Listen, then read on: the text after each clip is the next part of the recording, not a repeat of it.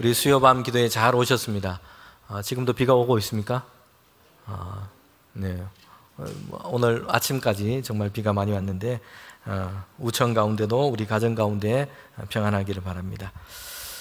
네, 우리는 6번에 걸쳐서 요나서 말씀을 지금까지 함께 읽었고요. 오늘 마지막으로 우리에게 주시는 하나님 말씀 요나서 마지막 부분을 함께 읽었습니다. 하나님의 시선이라는 제목으로 하나님 말씀 함께 듣도록 하겠습니다. 이제 앞에 전한 6번의 이 내용이 잘 기억이 안 나실 수도 있겠다 생각이 드는데, 아무튼 앞에 내용까지 다 포함해서 우리가 잘 이해할 수 있도록 하나님 말씀 이렇게 전하도록 하겠습니다. 여러분, 이 요나서는 아미떼 아들 요나에게 하나님의 말씀이 임한 것부터 시작이 되고 있습니다. 그는 하나님의 선지자였어요. 하나님은 요나에게 말씀을 주셨습니다. 아수르라고 하는 나라의 수도인 니느웨에 가서 하나님 말씀 전하도록 그렇게 했습니다.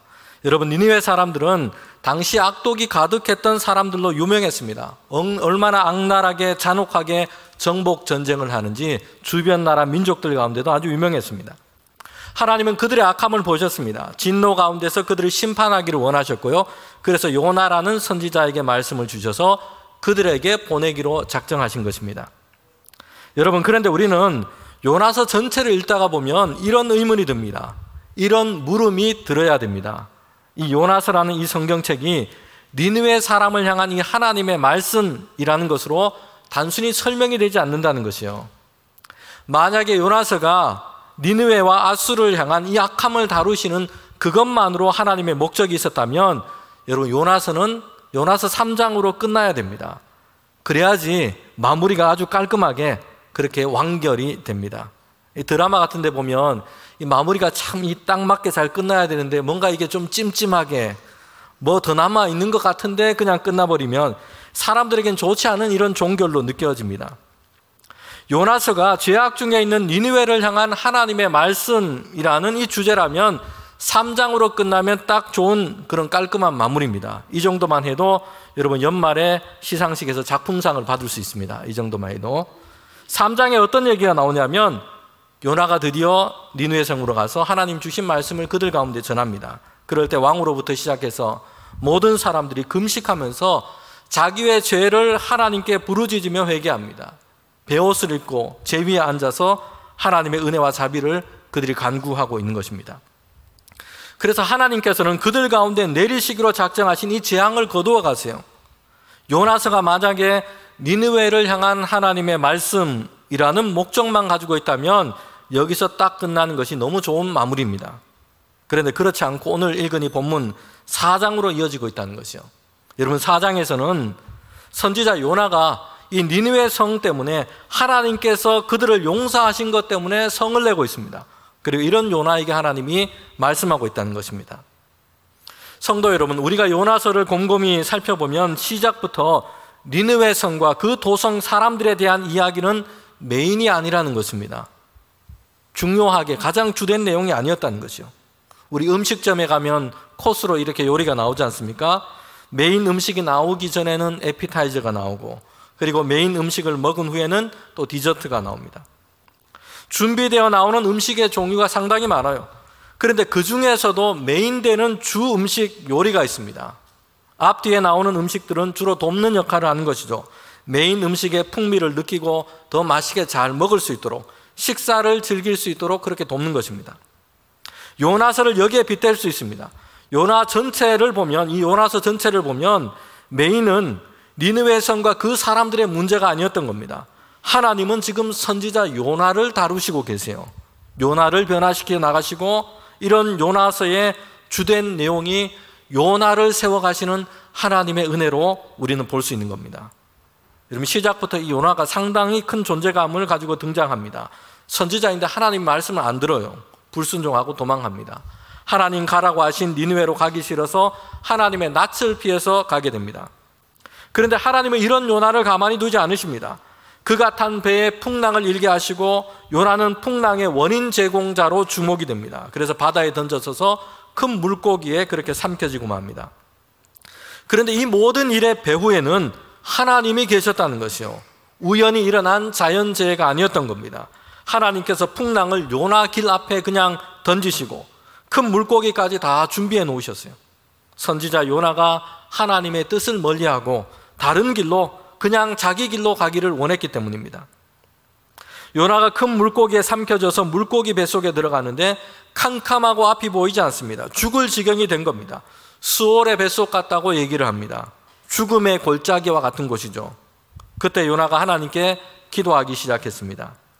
여러분, 이전까지는 하나님의 말씀이 임했지만 자기 길로 갔던 선지자였어요. 캄캄한 죽음이 둘러싸인 그 수월의 뱃속과 같은 물고기 뱃속에 들어가서야 요나는 그때서야 하나님을 찾기 시작했습니다. 하나님의 도움을 간구하고 있습니다. 성도 여러분, 이 캄캄하고 이 어두운 이 시간이 우리에게 다 무익한 것은 아닙니다. 평탄하고 잘 나갈 때는요, 자기 잘난 맛에 삽니다. 자기 생각대로 잘 되고 있으면 하나님을 잘 찾지를 않아요. 그냥 자기 실력, 자기 판단대로 하던 대로 하고 살아가려고 할 겁니다. 그러나 캄캄한 이 어둠의 시간에 떨어질 때면 여러분, 그때는 우리도 우리 자신을 돌아보게 됩니다. 죄와 허물이 있는지 살핍니다. 우리 자신의 무력함을 느끼게 됩니다. 이제 하나님의 은혜에 매달리기 시작하는 겁니다. 고난도 시련도 유익이 되는데 가장 큰 유익은 바로 그때에 우리의 모든 감각을 깨워서 하나님의 은혜를 구하기 시작한다는 겁니다. 도망했고 잠들었고 이런 선지자 요나였는데 물고기 뱃속에 떨어지고 나서 그는 깨어났습니다. 그가 기도하기 시작했다는 것이요. 그의 기도가 다시 살아났습니다. 그리고 하나님을 찾게 된 것입니다. 로마서 5장 3절부터 5절에 보면 이렇게 말씀합니다. 다만 이뿐 아니라 우리가 환난 중에도 즐거워하나니 이는 환난은 인내를, 인내는 연단을, 연단은 소망을 이루는 줄 알미로다. 아멘. 환난이 환난으로만, 고생으로만 끝나지 않는다고 얘기합니다. 여러분, 물론 바울이 전하는 이 로마서에서 말씀하는 이 환난은 믿음 때문에 당하는 환난이었어요. 믿음으로 살다가 박해도 받고 수치와 고난을 당하는 이런 환난이었습니다. 그런데 요나가 당했던 이 고생과는 차이가 있어요. 요나는 하나님의 말씀을 안 듣고 도망하다가 지금 얻어맞고 있는 겁니다. 그런데 그 이유와 출처가 어떠하든지 간에 환난을 통해서 우리를 유익하게 하는데 사용할 수 있다는 것입니다. 환난은 고생으로 끝나지 않고 환난은 인내가 되고 인내는 연단을 낳고 연단을 통해서 소망이 이루어지기 때문입니다. 요나는 물고기 뱃속에서 고생 가운데서 하나님을 거역하고 도망했던 죄악을 돌아보게 됩니다. 그리고 회개하게 되죠. 잠든 그의 영혼이 깨어났습니다. 그리고 하나님을 찾고 하나님의 은혜에 매달리기 시작했습니다. 하나님께 간구하게 되었다는 것입니다. 성도 여러분, 우리에게 있는 모든 환난이나 시련이 그 시간이 그냥 고생한 것만으로 끝나지 않기를 바랍니다. 오히려 믿음의 연단, 열매를 얻게 되는 은혜가 우리 가운데 있기를 원합니다. 하나님은 다시 요나를 물고기 뱃속에 건져주시고요, 니느웨로 가게 하십니다. 그리고 그곳에서 하나님 주신 말씀을 외쳐 전하게 합니다. 요나는 충분히 열심히 다해서 하나님의 말씀을 외친 것이 아니었어요. 아주 큰 성읍이 니느웨였는데 하룻길 걸으면서 그냥 전했습니다. 40일이 지나면 이 성은 망할 것이다 라는 짧은 메시지였습니다. 그런데 니느웨 성에는 대단히 놀라운 일이 나왔습니다. 왕부터 시작해서 모든 사람들이 굵은 베옷을 입고 금식하며 잿더미 위에 앉아서 하나님께 회개했습니다. 그들의 죄악을 회개하고 하나님께 부르짖었어요. 이로 인해서 하나님은 그들을 용서하시고 재앙을 내리시지 않기로 하셨다는 것입니다. 여러분, 그런데 그 다음의 반응이 이 요나서 4장에 지금 나오고 있는 것입니다. 요나의 반응, 요나의 이야기가 이어지는데 요나가 어떻게 했다고 얘기합니까? 심히 성을 내면서, 보통 성낸 게 아니고요, 대단히 크게 분노하고 화를 냈습니다. 분내는 마음으로 하나님께 기도하는데 요나가 하나님께 이렇게 얘기합니다. 하나님, 내가 이렇게 하나님의 인애가 많고 자비가 많으셔서 니느웨로 가라 하셨을 때 이런 일이 있을 줄 알았습니다. 그래서 하나님 말씀대로 가지 않고 도망했습니다. 니느웨 성에 하나님의 자비를 베푸실 바에는 차라리 나를 죽여 주십시오. 여러분, 이렇게 요나가 성을 내고 있는 겁니다. 요나 자신은 하나님께 불순종했고 도망하다가 하나님의 용서와 은혜를 얻은 선지자였습니다. 그래서 물고기 뱃속에서 다시 살아났어요. 회개하는 니느웨 사람들을 보면서 요나는 그러나 하나님의 용서, 하나님의 은혜 베푸시는 것을 요나는 용납하지를 못하는 것이요. 하나님은 이런 요나에게 말씀하시고 그를 설득하시는 것이요. 하나님은 선지자 요나에게 하나님의 은혜가 무엇인지를 알려주고자 하세요. 여러분, 이것이 요나서의 마지막 부분이요, 요나서 전체의 중요한 그런 말씀인 겁니다. 성도 여러분, 요나서는 선지자 요나를 향한 하나님의 메시지와 말씀을 담고 있는 겁니다. 사실 요나는 선지자이기 때문에 하나님께서 주신 말씀 전하는 사명을 가진 사람이었습니다. 그는 니느웨에 가서 하나님 주신 말씀을 외치기도 했습니다. 그런데 요나서의 이야기에서 하나님은 선지자에게 하나님의 이 은혜를 깨닫고 그리고 그에게 하나님께서 주시는 말씀이 그에게 있다는 것을 보게 됩니다. 여러분, 선지자 요나는 니느웨 사람을 향한 하나님 말씀 전하는 것이 하나님께서 그에게 맡겨주신 일이었습니다. 그런데 요나서 전체를 볼 때에 요나에게 더 중요한 일이 있습니다. 왜 이 일을 요나에게 지금 맡기시고 계신가 하는 겁니다. 왜 하나님께서는 요나에게 니느웨까지 가서, 아수르 땅, 이방 땅 니느웨까지 가서 하나님의 말씀을 전하라 하셨는가 하는 이유입니다. 하나님은 이 일을 통해서 선지자 요나에게 말씀하고 계신 겁니다. 자기 생각에 갇혀있는 선지자, 자기 사랑에 그냥 갇혀있는 이 선지자, 그의 생각의 틀을 깨고 하나님의 은혜가 무엇인지를 깨닫도록 하시는 것입니다. 여러분, 요나에게 맡기신 것은 니느웨에 가서 하나님 말씀 거기 있는 사람들에게 외치는 것이요. 그러나 요나는 이런 일과 과제를 끝내는 것만이 중요한 것이 아니에요. 이 일을 통해서 하나님은 요나에게 지금 말씀하고 계신 겁니다. 요나 자신에게 하시는 하나님의 말씀과 메시지를 요나는 들어야 하는 겁니다. 여러분, 오늘 우리는 우리 자신을 향한 하나님 말씀 듣는 것에 소홀해서는 안 됩니다. 목회자들은 예배를 위해서 설교 준비를 하는데요, 많은 수고와 에너지가 들어갑니다. 성도들에게 꼭 필요한 하나님 말씀 전하기 위해서 준비하는데 많은 애를 씁니다. 그런데 더 중요한 것은요, 설교자 자신이 그에게 주시는 하나님의 말씀을 날마다 들어야 한다는 것입니다. 여러분, 이것은 설교자뿐만 아니라 모든 성도들에게도 마찬가지입니다. 교회에서 일하고 봉사하고 다른 사람들을 때로는 권면하고 위로하는 일을 하기도 합니다. 교사들은 학생들에게 하나님 말씀 성경을 가르치기도 합니다. 그런데 교회에서 우리가 주시는 주님의 일을 하는 것, 다른 성도들을 위해서 봉사하고 섬기는 것 다 중요하고 귀합니다. 그러나 동시에 우리는 먼저 우리 자신, 나를 향한 하나님의 말씀을 듣고 그 메시지, 하나님의 메시지를 듣는 것이 우리에게 더 없이 중요합니다. 여러분, 거기에서부터 우리는 시작해야 한다는 것입니다. 요나는 니느웨에 가서 하나님 말씀 전하는 선지자였습니다. 그런데 하나님은 요나가 이 모든 일을 행하는 과정 가운데 더 중요하게 요나 자신이 하나님의 이 메시지를 듣기를 원하셨다는 것이요, 하나님 말씀 듣기를 원하고 계셨습니다. 우리는 성경을 읽을 때에, 선포되는 하나님의 말씀을 들을 때에 그 말씀이 다른 누구에게 그 말씀을 전할까? 아니면 이 말씀은 다른 누구가, 다른 사람이 들어야 하는데, 여러분, 이렇게 생각할 것이 아니고요, 우리 자신을 향한 하나님의 말씀 듣는 것이 우리에게 가장 중요합니다. 이것을 놓쳐서는 안 된다는 것입니다. 여러분, 요나는 고집스럽게 하나님께 이야기를 하고 있어요. 왜 니느웨를 용서하느냐라는 것이고요, 왜 저 사람들에게 재앙을 내리시기로 해놓고는 이제 와서 하나님의 뜻을 돌이키시냐, 왜 저들에게 은혜를 베푸십니까? 라는 항의였습니다. 여러분, 그렇게 하면서 요나는 어떻게 하고 있냐면, 요나서 4장 5절에 보면 요나가 성읍에 나가서 그 성읍 동쪽에 앉아 거기서 자기를 위하여 초막을 짓고 그 성읍에 무슨 일이 일어나는가를 보려고 그 그늘 아래 앉아 있더라. 지금 요나가 뭘 하고 있습니까? 하나님께서 저 니느웨 성에 재앙을 내리시는지 이걸 지켜보고 있는 겁니다. 그것을 지금 기다리고 있어요. 아주 집요하고 고집스럽습니다. 요나는 하나님께서 자기의 생각대로 해 주시기를 지금 그렇게 고집 부리고 있는 겁니다. 성경을 보면 이 요나는 분명히 기도하고 있다고 본문에서 말씀하고 있습니다. 여러분, 그런데 요나가 하는 기도가 뭡니까? 요나가 자기 목숨을 걸고 차라리 내가 죽는 게 낫다라고까지 하면서 기도하는 게 뭘까요?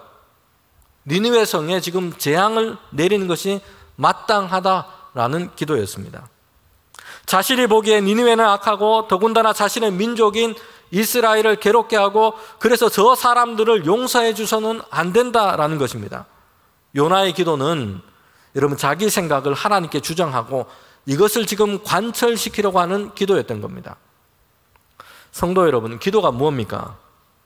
기도는 우리의 간구, 우리의 소원을 하나님께 강청하는 것입니다. 기도는 우리의 상한 마음과 어려움을 하나님께 토로하는 것이 기도이기도 합니다. 성도 여러분, 그러나 기도는 일방적이지 않아요. 우리에게서부터 하나님께로만 일방으로 가는 것이 기도가 아닌 겁니다. 기도 중에 우리는 하나님의 생각과 하나님의 뜻이 무엇인지 들어야 합니다.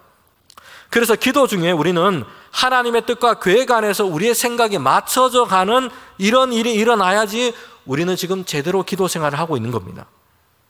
여러분, 요나가 얼마나 열심히 기도하고 있어요. 자기 목숨까지 막 지금 걸고 기도를 하고 있습니다. 그런데 그의 기도는 어린아이 상태에 머물러 있는 기도에 지나지 않습니다. 이런 기도는 하나님 앞에서 자기를 관철시키기 위한 수단으로 지금 되고 있다는 것입니다. 기도의 생활이 여기에만 계속 갇혀 있다면 기도하면 할수록 그 사람은 더 독단적이 되어가고 고집스러워져 갑니다. 성도 여러분, 하나님의 뜻이 무엇인가? 마음을 열고 듣는 것이 기도 생활에 너무나 필요합니다. 귀를 막고 내 생각과 내 필요만을 계속해서 반복해서 그냥 외치는 것으로 여러분 우리가 기도를 열심히 하고 있다라고 말할 수 없는 겁니다. 기도를 통해서 우리는 하나님의 필요, 하나님의 의지, 하나님의 생각을 깨달아 알아갈 때에 여러분 그 기도가 하나님 안에서 우리의 믿음이 더욱더 아름답게 세워져 가게 하는 그런 기도가 될 줄 믿습니다. 여러분, 요나를 위해서 하나님이 다시 또 준비하신 것이 있는데요, 오늘 본문에 있죠. 요나 이야기를 보면 하나님께서 정말 많은 것을 준비하고 계세요. 막 풍랑도 준비하셨다 그러고 물고기, 큰 물고기도 준비하셨고 이번에는 박넝쿨을 또 준비하셨어요. 요나 한 사람을 어떻게 좀 해보시려고 하나님께서 얼마나 많은 일을 행하시고 얼마나 많은 것을 지금 준비하고 계신지를 몰라요. 여러분, 우리가 그래도 이만큼 믿음 생활하고 주님의 일 위해서 섬기고 있는 것은요, 하나님께서 요나에게 하신 것처럼 우리에게도 이렇게 해 주셨기 때문이에요. 이것을 준비해 놓으셔서 깨닫게 하시고 저것도 준비해 놓으셔서 다시 길을 돌이키게 하시고, 여러분 그렇게 해서 그나마 지금에 이르게 된 겁니다. 하나님의 세밀한 준비와 인도하심이 있었기 때문에 오늘 우리가 하나님을 예배하고 하나님을 찬양하는 이 복된 자리에 있는 줄 믿습니다. 요나가 성읍 동쪽에 올라서 지금 니느웨가 어떻게 되는지를 지금 지켜보고 있는데 기다리고 있습니다. 그런데 하나님께서는 박넝쿨을 준비하셨습니다. 그래서 이 박넝쿨이 요나 머리 위에 그늘을 만들어 주니까 그래도 요나가 이 뜨거운 태양볕 아래서 그늘을 좀 아래서 이렇게 피할 수 있으니까 더위를 피할 수 있어서 좋았습니다. 이 기분이 한결 좋아진 겁니다. 왜 니느웨 땅은 안 망하고 하나님께 막 짜증을 냈는데 박넝쿨이 그래도 그늘을 좀 만들어 주니까 좀 선선하니까 기분이 지금 좀 좋아진 것이죠. 그런데 거기까지였습니다. 하나님께서 또 준비해 놓으신 것이 있는데 뭘 준비하셨습니까? 이번에는 벌레를 대기시켜 놓으셨어요. 벌레를. 그래서 이제 요나가 그늘 밑에 있는데 벌레를 준비시켜서 이 박넝쿨을 그냥 다 갉아먹도록 하신 것이에요. 시들어 버린 겁니다. 다음날 일어나니까 아침에 해가 뜰 때가 됐는데 요나가 일어나니까 이 박넝쿨, 그에게 그늘을 만들어 줬던 박넝쿨이 다 시들어져 버린 겁니다. 그의 머리를 향해서 이제는 태양볕이 그냥 그대로 내리쬐고 있는 겁니다. 그러자 이제 요나의 주특기가 나오죠. 분노하면서 기도하는, 하나님 사는 것보다 죽는 게 차라리 낫겠습니다 라고 또 기도하고 있는 겁니다. 하나님께 따지는 것이죠. 하나님 너무 힘듭니다.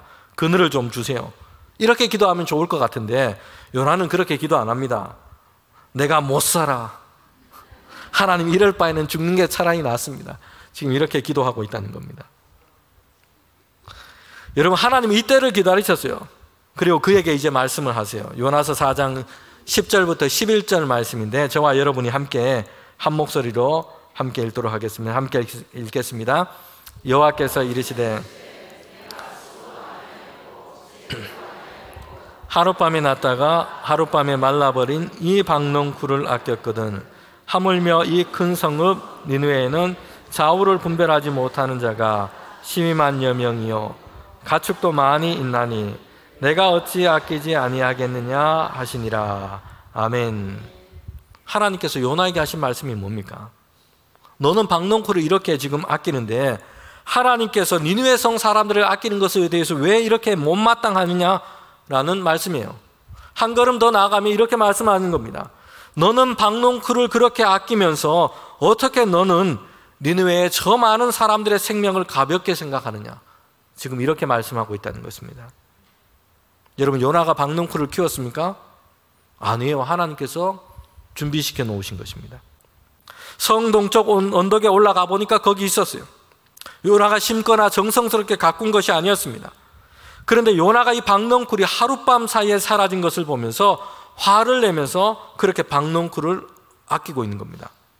요나가 자연보호, 자연사랑이 남달라서 그런 게 아니고요. 박농쿨을 아꼈다기보다는 요나는 지금 뭘 아끼고 있는 겁니까? 박농쿨이 만들어주는 그 그늘, 여러분 이것을 좋아했던 겁니다. 우리는 여기서 요나의 지독한 자기 중심성을 볼 수 있습니다. 요나는 박농쿨을 아끼고 사랑하는 것이 아니었습니다. 그 그늘 아래서 자신이 햇볕을 피할 수 있었기 때문입니다. 요나가 아꼈던 것은 박농쿨이 아니라 자기 자신을 사랑했던 겁니다. 성도 여러분, 왜 하나님은 요나에게 이 말씀을 하시는 겁니까? 요나서를 통해서 주시는 이 하나님의 메시지는요, 선지자 요나 한 사람을 향해서만 있는 것이 아니에요. 잘못된 선민의식에 사로잡혀 있었던, 그래서 하나님의 섭리와 하나님의 은혜를 자기 안에만 가두려고 했던 이스라엘 민족을 향해서 하나님은 이 말씀을 전하고 있는 겁니다. 나르시시즘이라고 하는 이 말이 있는데요, 이 단어는 자기의 집착적인 자기 사랑을 그렇게 나타내는 단어이기도 합니다. 이 말은 그리스 로마 신화에 있는 이야기에서 나온 것입니다. 나르키소스라고 하는 이 소년이 있는데 신의 벌로 인해서 샘에 비친 자기의 얼굴을 보고는 사랑에 빠지게 됩니다. 그래서 그 샘에서 눈을 떼지를 못해요. 며칠 동안 밥도 먹지 않고 그 샘 호수에 비친 자기의 얼굴을 보면서 그 모습에 보면서 너무 좋아하고 그렇게 사랑에 빠져 있는 것입니다. 그러다가 그 샘에 빠져서 죽고 마는 이야기입니다. 지금 요나와 이스라엘 백성들은 하나님께 특별한 은혜를 받은 사람이었습니다. 하나님의 선지자였고 그리고 먼저 하나님의 백성으로 그들을 삼으셨습니다. 성도 여러분, 그런데 이것은 다른 사람들과 다른 민족들과 비교하면서 그들 자신에 대한 사랑과 그들 자신에 대한 자랑으로 변질될 수가 없는 겁니다. 왜냐하면 요나가 하나님의 선지자 된 것도, 이스라엘이 하나님의 백성 된 것도 그렇습니다. 그들 자신에게 있는 그 무엇 때문이 아니었기 때문에 그래요. 하나님은 그들을 택하셨고 하나님은 그들에게 은혜를 베풀어 주셨기 때문입니다. 여러분, 여름철 되니까 우리를 괴롭히는 게 한 가지 있죠. 이제 모기가 활동을 하기 시작했습니다. 모기가 특별히 잘 달라붙고 모기가 이 피를 빨아먹기 좋아하는 사람이 여러분 어떤 사람일까요? 1번 남성, 2번 여성. 남녀 관계가 없답니다. 네. 그러면 어떤 사람이라 생각합니다. 어떤 사람들은 또 혈액형에 따라서 뭐 이렇게 모기가 좋아하는 혈액형이 있다 이렇게 얘기하는 사람도 있습니다. 1번 A형, 2번 B형, 3번 O형. 어떤 혈액형을 모기가 좋아할까요? 네? 상관없답니다.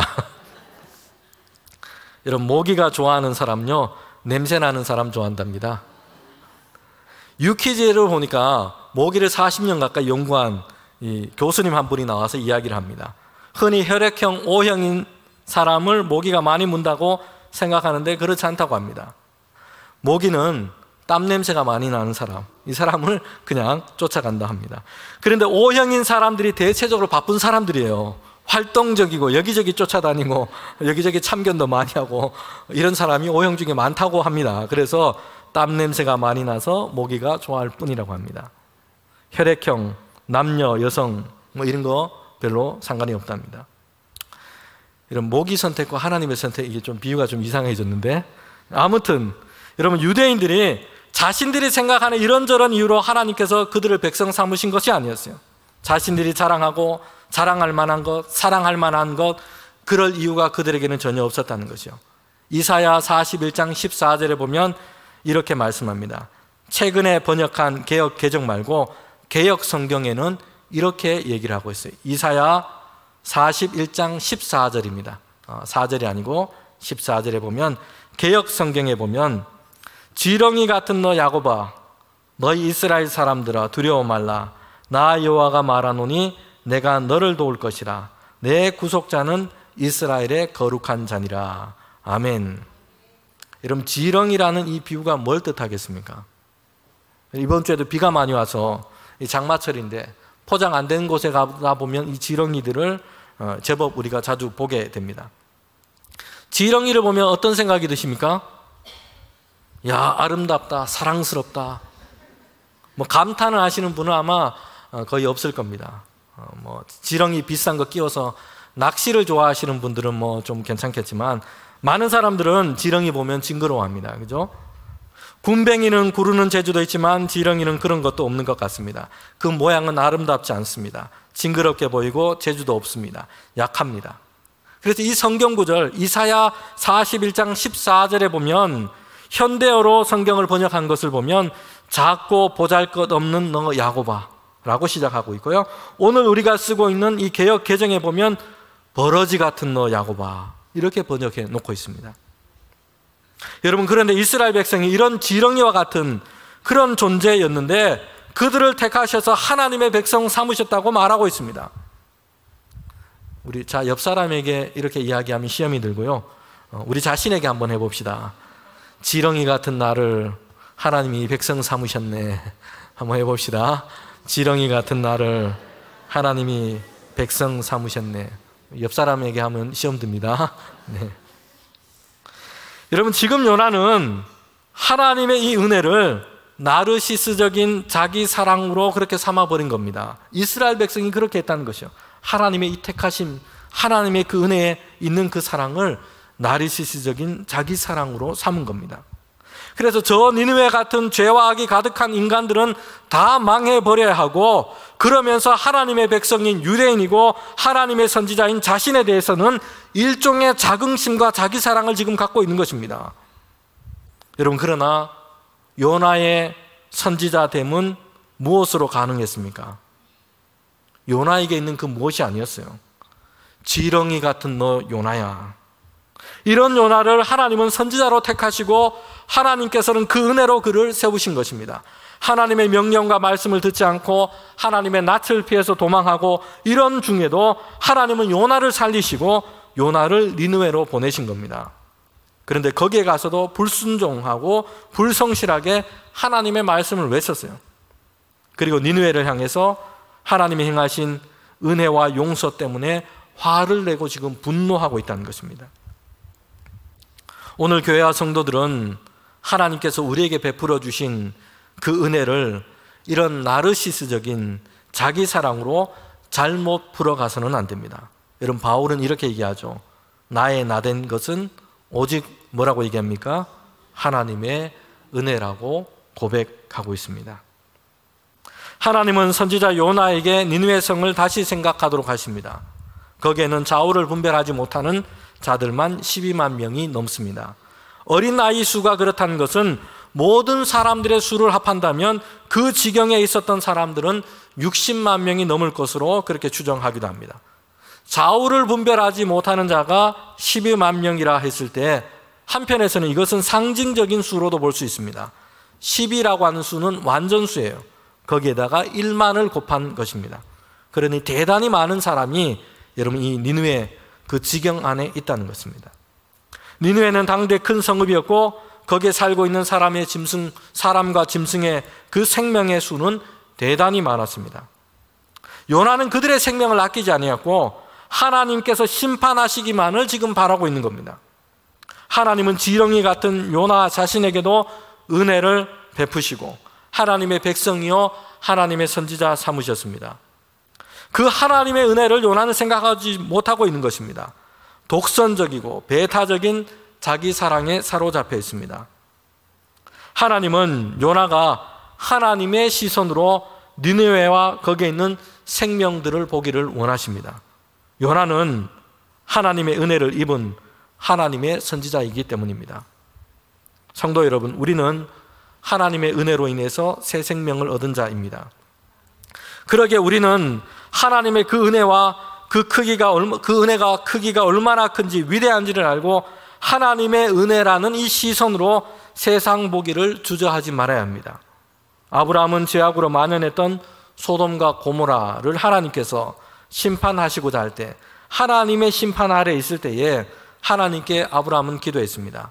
거기에 의인 몇 사람이라도 있다면 그 성을 멸하지 마시고 구원해 달라는 기도였습니다. 모세는 이스라엘 백성이 금송아지를 만들고 우상 숭배했을 때였습니다.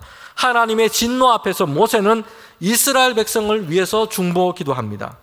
하나님, 저들을 용서해 주시고 내 이름을 생명책에 지워서라도 저들을 살려달라고 기도했습니다. 여러분, 그들은 하나님의 은혜와 하나님의 사랑으로 세상을 보고 세상을 품을 수 있었던 사람들이었습니다. 믿음은 우리를 향한 하나님의 은혜를 아는 것입니다. 그러기에 믿음은 이제 내가 아니라 세상 가운데 세상을 구원하시는 하나님의 시선과 마음으로 세상을 볼 수 있도록 하는 것입니다. 오늘 이런 하나님의 시선을 가지고 우리가 세상을 보며 하나님의 은혜 가운데 살아가는 우리 모두가 되기를 주님의 이름으로 축원합니다.